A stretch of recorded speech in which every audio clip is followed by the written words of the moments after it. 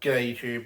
I just made a video disassembling one of my bags and I realised that it's really only going to be useful for people that are actually already preppers and probably for myself sometime later down the track.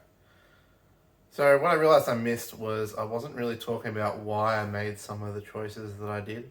So for any beginners out there, this is probably going to be a better video for you as I go through kind of where I would start if you've never really thought about preparedness before and emergency planning and things like that. So what I'll do is I'll start at the very beginning, what you should think about, what you should do. Then I'll move through what I would think people could start with now if I'll make a recommendation to my family members about where they could go, where they could start, you know, $50 here, $50 there, getting themselves up a little bit of capability and a bit of preparedness. Because realistically, society's not going to collapse, hasn't collapsed recently for us. It has collapsed a couple of times over this history, but more likely at the moment you're going to be preparing for a personal emergency. Broken down, you've got a flat, kids are annoying, that sort of thing. You got to try and get yourself in the mindset of what's actually gone wrong already in my life with things, what could go wrong that could be significantly reduced in terms of inconvenience if I spent $50 and was a little bit prepared. So let's kind of go through that now. So what I've got laid out here is where I'd consider the starting points for something you're going to keep either in your car or at your office or something similar if you don't have a car that you use for commuting. Obviously you would start with less and then build it up over time.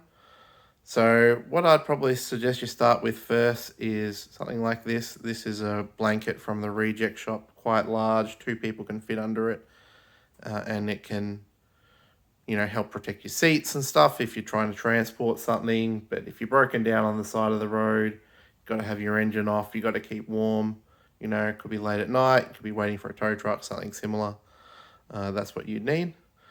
Probably the next thing I'd have on the list is down here, which is a set of cheap emergency ponchos.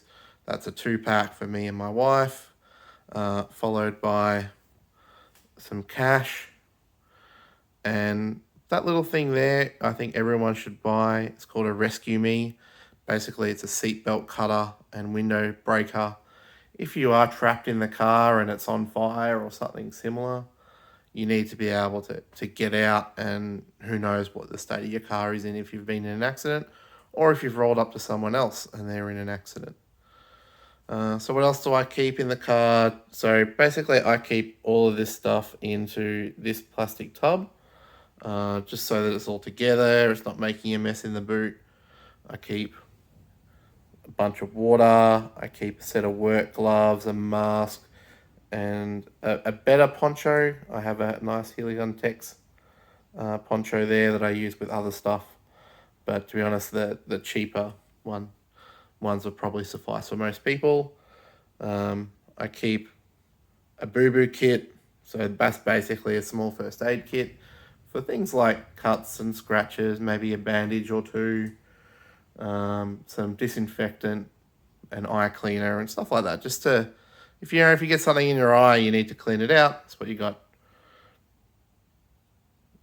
So I also got like an emergency set of shoes for my wife, a headlamp so I can work on stuff, some baby wipes.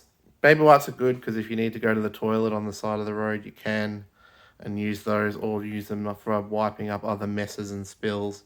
So that's probably the most used item in the car. A set of pads, obviously, if you've got a partner or a daughter or something similar, having some of their pads that they use, because they might not know when it's coming or what's happening there. I keep a set of hats for me and my wife, and underneath there is a rain jacket. I also have a belt there, because sometimes obviously I'm not wearing a belt, but attached to the belt I have something which I'll just try and quickly grab or show. So this is a bottle clip, so I can attach this around there, and so that I can have a bottle with me and carry it. Bumping the camera doesn't help, does it? All right. So having the belt and that there. Now I also have a set of cordage and these 9 figure 9 clips. My wife doesn't know how to do knots, so that would help. Something that everybody should prepare. So this here is a little document bag. In that I keep a couple of maps of the area that I've just printed out. I've got some printed out photos of my wife and my family and her family and their kids. So the idea is that if I needed to, if we were looking for somebody, you know, drawing out to a police officer and being like, I've lost, you know, my wife, this is what she looks like. Has anyone seen her? You know, at least you've got an image that you're not just waving your phone in front of people. This is a bit of extra stuff, so that's some, I don't know how well it turns up on the camera there, but that's just some work gloves, work mask, just to kind of do some, if I'm having to do some work or digging around under the car or something similar to try and get it out. This is quite a beefy first aid kit full of things like tourniquets and bandages and eye washes and all kinds of things as part of a community first aid. Even if you don't know how to use that stuff, it is recommended that you carry it, because you would be surprised how often, if you're pulling up as a first responder to something, that even if you're not a medical professional or medical expert, chances are that a nurse or a police officer off duty or something might be coming past as well. And if you're there, they might not have this equipment. They might not have a tourniquet. They might not have eye wash and saline and all that sort of stuff. So this is quite expensive kit, to be honest. This is like $150. But I've been carrying around for a couple of years now, and having that, and I actually attached the Rescue Me to it. That way you're nice and prepared. A little thing down here is down here. So a USB stick. You'll never be surprised at how often a USB stick comes in to be useful. And on that you have things like photos of your family and wife and all that sort of stuff. Basically everything that you got in your document bag. Probably also some extra things like copies of your own ID or stuff like that. I do a lot of rural commuting, and so that thing there is a handsaw that you can use to chop up branches and things. I found a few times that I've been driving along a road and there'll be a branch down and it'll be too big to break off. So using a thicker saw like that, I can cut through it and be on my merry way. And also I fix it up for the next group of people coming through. I don't carry a chainsaw, so obviously that's the way it is.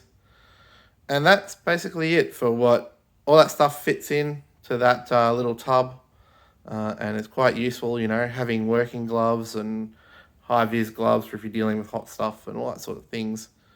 The bottles of water also come in handy because, you know, you never know when you'll be thirsty. Or you might have a radiator leak, or you might need to wash something. So having a couple of bottles of water is a benefit. A close-up, because I forgot to mention it, it was underneath is a hair clip, hair tie and tweezers. In the emergency kit, they're kind of things that you use quite frequently, particularly if you've got a wife. I didn't mention down here with the money, so I have some coins and a little bit of cash just so that you can pay for parking meters and things like that. So now what I'm going to do is I'm going to move over the camera to the disassembled small starter kit bag that I did and kind of talk about why I've built it out the way I did. Okay, so down the other end of the table now, I did forget to mention in that other kit was a battery bank for your phone and things, because that's one of the main emergencies you'll have, is your phone being flat. So having a battery bank, I'm actually using it right now to power my phone for this filming, so that's why it wasn't there. So in front of here, I have the things I had in this get home bag. Basically, I made a small one because I'm building out my kit, and kind of is a very basic kit or a place that you could start if you were thinking about making a get home bag. So let's start with the get home bag by itself. There we go. So that bag is a kid's bag. One of the reasons I chose the kid's bag is because it's, you know, a little bit of plastic, so it has a little bit of water resistance, but mostly because people are less likely to steal a kid's bag if you've got a really expensive bag in the car, you know, that looks like it's holding laptops and stuff, they're going to steal it over the top of anything else if they see it. With a kid's bag like this, no one's really going to steal a kid's bag as a primary target. So that's why I've got all this stuff. Now, all of this stuff did pack inside of here, except for this little red first aid kit there, which is a new thing that I've bought as part to kind of beef up the kits. So let's just quickly go through the descriptions here. So you can kind of see the blanket there at the back that I used that was just traveling in the rest of the car. That's a nice, cheap, sub $8 blanket that I got from an op shop. Not particularly comfy, probably a little bit itchy, but it lives in the car. I don't care about getting it dirty. It has no sentimental value whatsoever. And if you're doing a get home walk, I would roll it up and have it underneath the bag or tied on in some way, because having something to keep you warm, or if you're huddling around a fire or something similar to get you through. I have my document bag again. So inside this bag, I have money, including small coins. So cash money is always going to be good. You know, you never know when you need $50 to pay for something, or your wallet got stolen or something similar. Having $50 to pay for fuel if you need it, or to, you know, try and get some assistance. I once used $100 that I had in there to get accommodation for a night at a hotel, you know, and they did it off the book. So instead of costing me several $100s for the room for the night, I'm like, hey, here's $100. I only need to be here until 6 a.m. when the trains open up and I can get home, and a bunch of other things. So I've also got some cordage and a permanent marker and stuff in that little bag. So inside the bag is a map that I have with radio transmitters on it, because that's what's important to me, and also a bit of a map to know where I am and where I'm going. I have phone numbers, radio frequencies, contact numbers for, you know, different types of emergency services if you don't need 000 here in Australia. So if you don't need to dial 911, but you do need your local cops, then something else, their numbers are all there. I have photos of my wife and her family and my family, so if we're looking for someone, we can do that. So, because this is a cheap, on the cheaper side of a kit, I started off with this. This is a one-person 3-day survival basics kit, $30 Australian off Amazon. Basically, it includes 2,400 calorie bar, which you can see down there, and a whole selection of stabilized water. So drinking water actually does go bad, particularly if it's in plastic bottles and things. So this is a 5-year emergency kit.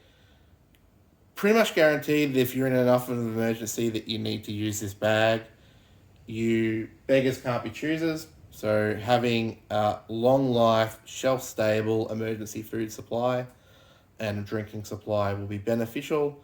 Basically, you know, you don't have to think about it. Again, this is a 5-year one. It's designed for lifeboats and things, so the temperature can fluctuate up and down and be all fine there. Next to it, I have a can of Big Eat, so just a can of food. If I'm needing to stay somewhere for a few hours, or I haven't eaten and now I'm broken down, I can cook that somewhere. Usually, if you're at a shopping centre or something, maybe buy myself a pot or use the Nalgene bottle and cook myself up the food. You can do it on like barbecues in community parks, all that sort of stuff. So it's not immediately useful. I could quite literally light a fire directly underneath it and then eat from it. You can kind of see it down there. There's a Fred or a field ration eating device. Let me just move this out of the way so you can see it better. So this is a can opener, bottle opener, and a little spoon all in one little device. I've got heaps of these things. I love them. It's the only can opener that I feel really opens stuff, guaranteed. So anyway. And it's got a little knife on it. So behind there, I've got a bit of the medical. So as built into this kit, I carried a set of Band-Aids, and also in that plastic wrapper is some fire lighters, but an assorted size of Band-Aids, because most likely that's what you're going to need if you need a Band-Aid in the car or on your walk home. You know, you've got a blister forming or something similar. I keep an IFAK, so I kind of know how to use it. So inside of there is a SWAT tee, which is a wrap tourniquet, you know, some gauze, and some duct tape and things, just in case I need to do it. Most people don't need to think about that sort of stuff, but I know how to use it, so that's what I'm going. Just there, that's called an Israeli bandage. I chose that as part of the primary medical devices because it's stretchy, you can apply a lot of pressure on them. It's definitely something to look into what it is and how it works. It comes with all of the, you know, some padding and things in it, so if you're sealing a wound, you can do that. The other type that you can get here in Australia is called an OLEAS, OLEAS, which you can actually remove the padding out. But to be honest, these are like $11 off Amazon, so it's worthwhile for that. I have then a Bivvy bag. So I chose to have a Bivvy bag in this emergency kit because instead of going to the toilet somewhere, I've also got toilet paper, which you can use for lighting fires and stuff. But the Bivvy bag is good because it's got toilet paper in it. If you don't want to dig a hole to go to the toilet or leave a mess, you know, it's basically like a diaper that you put on underneath yourself to do your business. And that way you can do your business, wrap it all up, throw it in a bin and move on. You can't see them because they're kind of falling over. It's just some Panadol Rapids, because if you're doing a long walk, having some drugs to numb the pain in your feet will be good. That's the reason that's there. Just off to the right there, you've got some baby powder. That's obviously quite a big bottle for what I kept, but it's just because I knew that I wasn't going to keep it in this bag long term, and I couldn't really find a smaller one. So that's what I put in there. So baby powder, you use it to protect your feet, protect your groin areas, under your arms, all that sort of stuff. Particularly if you're doing a long walk and you're not used to it, the baby powder will help a lot with that sort of problems. Prevent a lot of problems there before they even start. So before you started doing your long walk, you would take your shoes off, take your socks off, baby powder yourself up, baby powder in your underpants and stuff. So that way it's going to have less issues ongoing. I quickly mentioned the toilet paper. So that's a full roll of toilet paper. I've run out of toilet paper before when at hotels and things, and having a roll of toilet paper so that you're not trying to bother them at 1 o'clock in the morning. Or maybe their toilet paper is 1 ply and the cheapest stuff that you can get. You know, a little bit of luxury in there. But also you can use it as a fire lighter, you know, roll it up, move on. So in front of it here, I have, this is Bushman Repellent Plus, which is a sunscreen and insect repellent. Sunscreen you always forget to put on, but if you put it on early and the insect repellent, it can make a walk a lot better. Also with that, spray it on your clothes. You can prevent leeches and get yourself moving there. All right, moving to the right a little bit there, you have a Nalgene bottle. So this bottle is a single-walled aluminium or steel bottle. I think it's stainless steel actually. So what that means is that you can heat it up in the fire and use it to sterilize water if you want to. What I actually do for this bag is inside of there, I have some things I want to keep dry. So I'll see if I can quickly open this up. So inside of here, I have a Ziploc bag so that I can pull stuff out easier. And really crammed in here, I have beanie, some thick gloves, some woolen type gloves, and a good pair of socks. So if you're going on a long walk, having a good pair of socks will be beneficial. Honestly, nowadays, there is a different type of one that I would recommend people buy, which is one like this, which looks basically identical, but as part of the kit, you actually get a nesting cup. So it doesn't take up that much extra weight or room, But now you have two things that you can boil in, a cup you can drink from, a little pot lid, so that you can do it. And to be honest, it's the same price as what I paid for that Nalgene bottle. So better value. The lid's a bit, area's a bit smaller, I think, but I should still be able to stuff everything in there in terms of socks and beanies and things. Alright, let's try and keep moving. I'll quickly here open up the IFAC, so show you what I have in the IFAC. Alright, so this is a mobile phone, a battery case. So in here I have some gloves, which I forgot about. So if you're working on someone, you've got gloves. I got some gaffer tape. So in terms of this kit, if it's a minor wound, you would use the Z-Pack dressing, which is here. So you would use the Z-Pack dressing and the gaffer tape as part of a bandage. Here is a SWAT T tourniquet.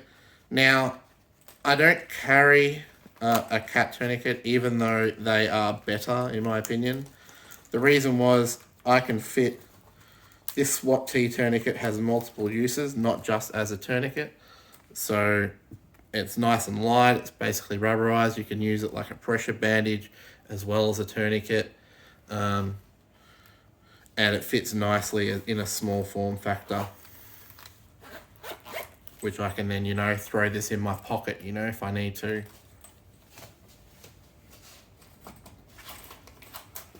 Alright, so assorted band-aids. There you have a duct tape. Duct tape is extremely useful for a lot of things, obviously. Just below that, I have this is a set matches case that has a whistle. A whistle is very important for emergency situations. And on top, I have a really crap compass. I wouldn't use it for anything, but at the most, you'll be able to say, I was heading east along this road or something similar. All right, put that down. Cigarette lighters. I keep the big lighters. That's a 3-pack. It's a couple of dollars. I keep them in the box when I'm not using them so that they're both sealed, because sometimes they rust, and also it prevents them from being depressed. For other kits, I prefer to have the long nose barbecue lighter ones. This kit, obviously, I was running out of space and I wanted to keep the price down. But a long nose barbecue lighter, I'll put a picture up on screen, is better in my opinion than even having 3 of these, because you can light stuff at a distance. It's got a safety switch, and off you go. All right, next up down here, I have, this was a $20 emergency thing. Honestly, these kits are mostly useless. The reason I bought it and keep it as part of this kit is because it had some of the bare emergency essentials for a plan B, and also because I wanted to keep the base kit, which was this, and a blanket, under $50. And you can usually patch out, things like the baby wipes and some matches and some sunscreen and some toilet paper. You can usually pad that out from stuff that you already have. All right. So what I liked with this kit in particular was that it had a mini torch on the multi-tool. This will probably break the first time you use it. Had a whistle. It's got a little flint that probably doesn't work, but I've got other fire lighting capabilities, and a little emergency blanket. So you'll notice I've actually got quite a few emergency blankets and quite a few ponchos over here on the right. So I typically have up to 4 people in the car. So if, as part of an emergency, I needed to cover off, people as we were walking to a petrol station or something, or, the roof of the car broke and we're outside of the car waiting for a rescue, everybody would have a poncho, and an emergency blanket. So what I have here is I have 3 basically emergency blankets. And the 4th emergency blanket is this one, which is one of the things I love. It's an emergency poncho, bit thicker than normal, with a reflective blanket on the inside. a little bit of tactical as well. But with that one and those other 2 ponchos and the single poncho, I then have 4 ponchos. And I've also got a little buff there as well underneath. And the buff is really good in that you can use it to wrap around your head, keep yourself warm, keep something covered. In terms of the ponchos, the reason why I suggest people get ponchos, even these cheap emergency ones, is you can use them to cover up a pack. They keep you dry, they'll keep you a bit warm, you know, and you can double use them as shelter if you need to. So using, say, that thicker poncho, I could make a tarp, use it as a tarp, use the duct tape, for example, to tape up and make it more fastened in the corner, and then use things like the cordage as well there to wrap it up. I mentioned the figure 9 ones before. Again, I like these. My partner can't do knots. I keep it in the container because on the back it's got the instructions of how you can use it to attach things and clip things on. Very useful. I keep a Gerber dime just because I like having scissors and a better multi-tool than the crap one. In terms of things that I had in this bag for cover, so this underneath these silver things is a mosquito net. When I've slept rough, I've slept basically in a poncho with a mosquito net over my face. If you're wearing boots or pants, have them tied up at the bottom or your pants tucked into your socks. That way you can basically stay warm, stay dry. It's a single person personal thing. You're not having bugs and spiders and stuff crawling all over you. As long as your neck is cinched up properly with the head net, you're fine. Oh, I've always been fine. And if you're using the insect repellent, it's even better off you go. Also, as part of cover, so behind there I have a hat. Even though I keep a couple of other hats in the car, it's nice and easy to stuff one in the bag. I also have a little headlamp clip that goes on it. Kind of behind here is some bin liners. So a lot of people carry garbage bags and things for it. Personally, I recommend people get wheelie bin liners. They are significantly larger, so that if you're turning them into a poncho, you can. If you're using them as a flotation device, you can seal them up better. They're much larger of air. You can put all of your stuff inside of it, and they're thicker. If you're making a mattress out of them, because they're bigger and thicker, you can stuff them full of leaves and sleep on it and move around with that. So wheelie bin liners are good, and I prefer them. Because I had a spare one lying around, I put an emergency bivvy in. These things are various levels of good. This is one of the cheaper ones. I think this was the sub $40 XL size one. I do recommend that you get the bigger ones, which are like $110 Australian, which also vent. That means that you don't build up moisture on the inside. Moisture can be very dangerous if you're sleeping, because it'll cause you to cool down, and ones like this have reflective on the inside. This is a real emergency. If I'm stuck in the snow or something, I would need that, but otherwise, if you've got a good blanket, got some reflective things, you would probably be okay as well. So that ends, I think, some of the description of what things I had in this bag. Oh, the boot laces. Forgot to add. So, boot laces are something that's very underappreciated. You can use it as cordage if you need to tie something up. But if you're doing a long walk and your laces break, you are in real trouble.